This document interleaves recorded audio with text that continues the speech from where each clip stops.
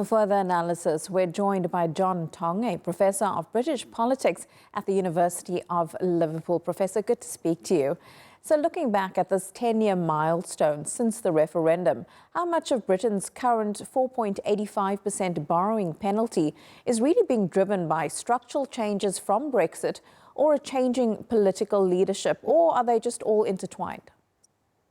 It's a combination of the two. Undoubtedly, Brexit has contributed to the political chaos. We'll be on our 7th Prime Minister next month in 10 years, yet there's only been 2 general elections during that period. Basically, every Prime Minister is now finding Britain increasingly ungovernable. Brexit did 2 things. One, it did worsen the UK's economic position. I think every single economist would agree on that, although they disagree on how much.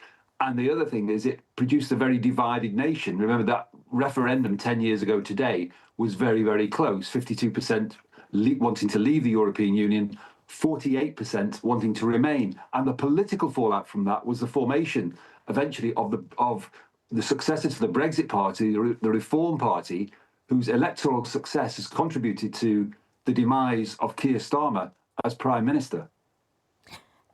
Look, all of this political stability is so important right now, and international rating agencies really prize that. How will this latest leadership change impact the UK's sovereign credit rating, as well as its ability to attract foreign capital? Yeah, I mean, Keir Starmer's Labour government set pretty tight fiscal rules, no tax rises, and any borrowing couldn't be done for day-to-day spending. You could only borrow for big capital projects. Andy Burnham, who is about to replace Keir Starmer as Prime Minister next month, and it will almost certainly be a coronation rather than a contest for that replacement, Andy Burnham may well try and spend more money. He may well try and borrow more money because he's very keen on providing greater social provision. That won't reassure the financial markets. Andy Burnham has said, though, as the incoming Prime Minister, that Britain should not be in hock, as he put it, to the bond markets. So expect a period of turbulence, I think, in economic terms for Britain over the next 6 to 12 months, because Andy Burnham's spending programme is rather more expansive than the one that was engaged in by Keir Starmer, even though under Keir Starmer, the UK as a whole borrowed £23 billion last month alone to make ends meet.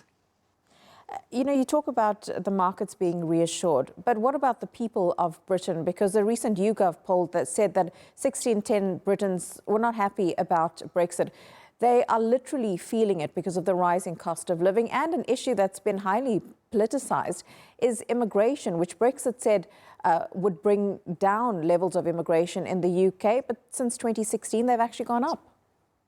Yeah, I mean, leaving the European Union did reduce the number of migrants coming from the European Union, but there's a whole big rest of the world beyond the EU, and immigration absolutely soared under Boris Johnson as Prime Minister, the man who finally took us out of the European Union 6 years ago. So the immigration issue has not been solved, albeit net migration has come down this year. And that has contributed to the success of Reform, who won hundreds and hundreds of council seats at the local elections only last month. Reform say the UK must be much, much tougher on immigration, control our borders, and if necessary, deport asylum seekers.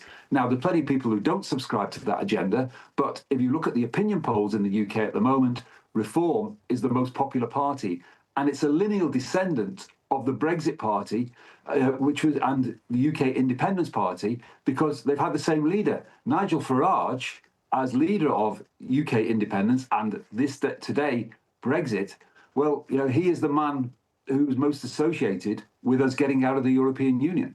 What a massive change 10 years has made. Professor Tonge, great to talk to you. Thank you so much.